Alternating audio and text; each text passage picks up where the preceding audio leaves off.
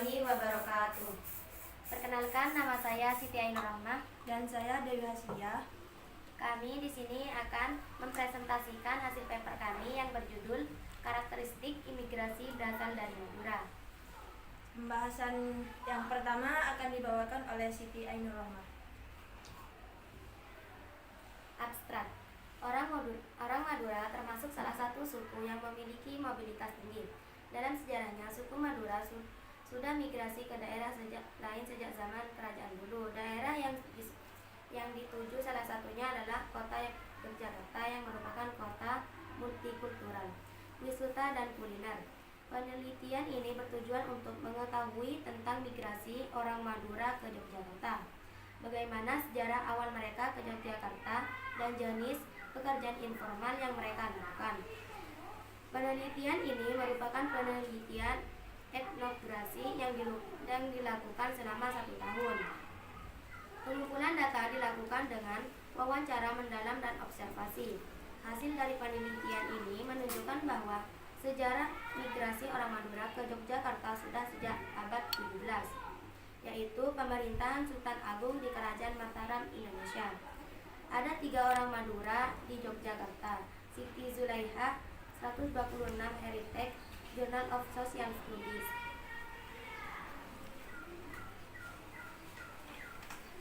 Bab 1. Pendahuluan. Latar belakang masalah.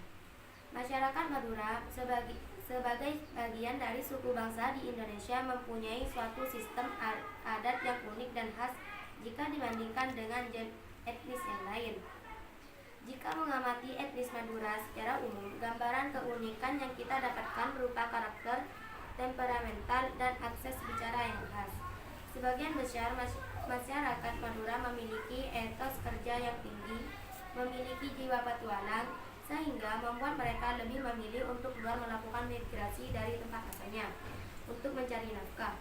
Proses perpindahan penduduk menuju suatu wilayah baru tidak serta-merta dilakukan secara instan dan seketika, melainkan membutuhkan waktu yang cukup lama.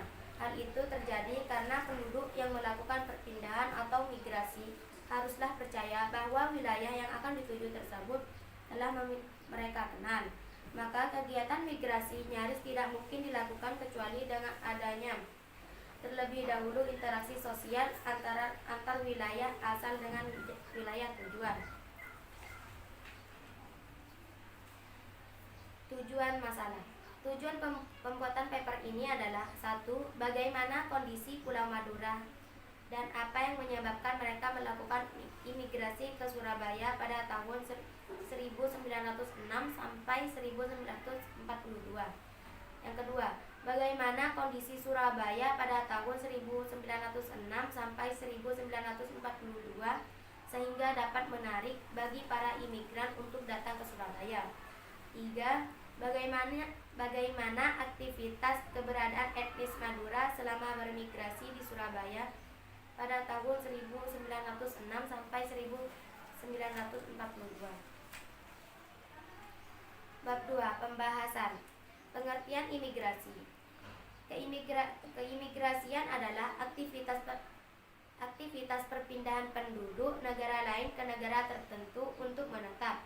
Hal ini diatur dalam Undang-Undang Nomor 6 Tahun 2011 tentang keimigrasian. Adapun menurut Kamus Besar Bahasa Indo atau disebut dengan KBBI, imigrasi adalah perpindahan penduduk negara lain ke negara tertentu untuk menetap. Tujuan dan manfaat imigrasi. Tujuan penelitian ini pertama, bertujuan untuk menganalisis tentang bagaimana kondisi alam dan karakter etnis Madura yang secara tidak langsung menjadi faktor pendorong etnis Madura untuk keluar dari tempat asalnya dan berimigrasi ke Surabaya pada tahun 1906 sampai 1942. Kedua, untuk mengetahui mengapa kota Surabaya bisa menjadi salah satu tujuan bagi imigran untuk menjadi tempat mengadu nasib pada tahun 1906 sampai 1942. Ketiga, untuk menganalisa bagaimana strategi adaptasi yang dilakukan oleh etnis Madura yang menjadi imigran, baik untuk beradaptasi dengan lingkungan yang baru maupun beradaptasi dengan etnis asli. lingkungan yang baru pada tahun. Pembahasan selanjutnya akan dibahas oleh Dewi Hasbia. Baik, di sini saya akan melanjutkan penjelasan dari Siti Ainur Rahman. Faktor-faktor terjadinya imigrasi. Berikut beberapa faktor pendorong terjadinya migrasi di daerah asal. 1. Makin berkurangnya sumber-sumber alam, menurunnya permintaan atas barang-barang tertentu yang bahan bakunya makin sulit diperoleh, seperti hasil tambang, kayu, atau bahan dari pertanian. 2. Menyempitnya lapangan pekerjaan di tempat asal akibat masuknya teknologi yang menggunakan mesin-mesin. 3. Adanya tekanan-tekanan atau diskriminasi politik, agama, suku di daerah asal. 4. Tidak cocok lagi dengan adat, budaya, dan kepercayaan di tempat asal. Kebanyakan migrasi dilakukan guna mendapatkan kesejahteraan yang lebih baik lagi dibanding daerah asal. Selain faktor pendorong yang menyebabkan maraknya migrasi, daerah tujuan juga mengambil bagian yang penting sebagai salah satu faktor terjadinya migrasi. Berikut beberapa faktor-faktor penarik yang mendorong terjadinya migrasi. 1. Adanya rasa superior di tempat yang baru atau kesempatan untuk memasuki lapangan pekerjaan yang cocok. 2. Kesempatan mendapatkan pendapatan yang lebih baik. 3. Kesempatan mendapatkan pendidikan yang lebih tinggi. 4. Keadaan lingkungan dan keadaan hidup yang menyenangkan, misalnya iklim, perumahan, sekolah, dan fasilitas-fasilitas kemasyarakatan lainnya. 5. Adanya aktivitas-aktivitas di kota besar, tempat-tempat hiburan, pusat kebudayaan sebagai daya tarik bagi orang-orang dari desa atau kota kecil. Berdasarkan penjelasan di atas, diketahui bahwa faktor pendorong dan penarik merupakan faktor utama yang menyebabkan migrasi. Selain ada faktor pendorong dan penarik, ada juga faktor penghambat yang menjadi kendala dalam kegiatan ini. Faktor-faktor penghambat ini bisa berupa penolakan atas kedatangan orang lain di daerah mereka sampai pada tahap melakukan isolasi terhadap daerahnya. Tetapi untuk saat ini, semua daerah bebas dimasuki oleh orang lain, asalkan mereka tetap mengikuti tata aturan yang berlaku di kalangan masyarakat. Jenis-jenis migrasi dan pola perpindahan penduduk. Secara umum, migrasi dapat dibagi menjadi dua bagian. 1. Migrasi internasional atau migrasi antar negara. Migrasi internasional adalah perpindahan penduduk dari suatu negara ke negara lain. Migrasi internasional meliputi imigrasi, emigrasi, dan remigrasi.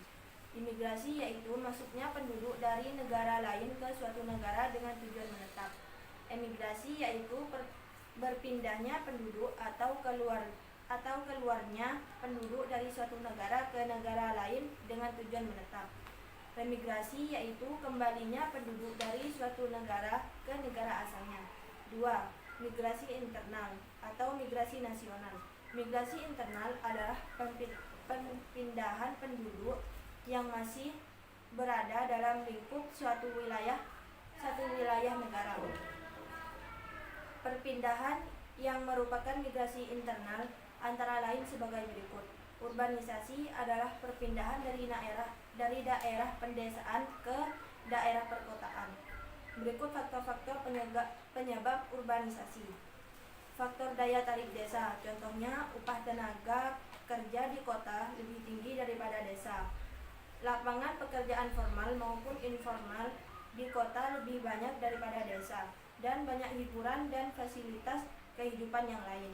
Faktor daya dorong desa, contohnya sempitnya lahan pertanian di desa, sempitnya lapangan pekerjaan di luar sektor pertanian, rendahnya upah tenaga kerja di desa, kurangnya fasilitas hiburan dan kehidupan, adanya kegiatan pertanian di desa yang bersifat musiman.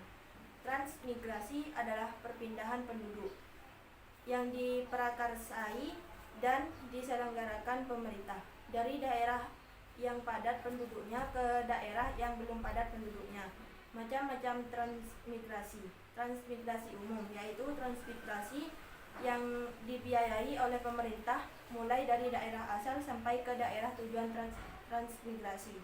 Transmigrasi spontan yaitu transmigrasi yang dilakukan penduduk atas biaya kesadaran, dan kemauan sendiri.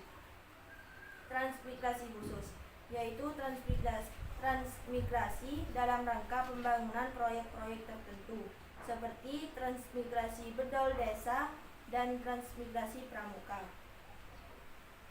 Selain itu, ada juga jenis migrasi yang didasarkan pada sifatnya, yaitu 1. Migrasi sirkuler atau migrasi musiman. 2. Migrasi ulang-alik adalah orang berpindah setiap hari meninggalkan tempat tinggalnya, pergi ke tempat lain untuk bekerja atau berdagang. Bab 3. Penutup. Kesimpulan. Dari pembahasan makalah ini dapat ditarik kesimpulan, yaitu migrasi adalah perpindahan penduduk dengan tujuan untuk menetap dari satu tempat ke tempat lain, melampaui batas politik atau batas negara lain. Faktor terjadinya migrasi ada 2, yaitu faktor pendorong dan faktor penarik. Alasan terjadinya migrasi bisa disebabkan oleh alasan politik, sosial, kemasyarakatan, agama atau kepercayaan, ekonomi, dan alasan lainnya.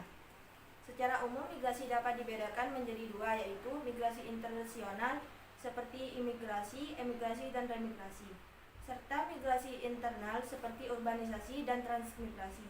Saran yang dapat saya sampaikan melalui makalah ini yaitu kepada mahasiswa ataupun pembaca untuk terus menambah wawasan kita dalam bidang kependudukan, karena kita semua adalah bagian dari penduduk itu sendiri.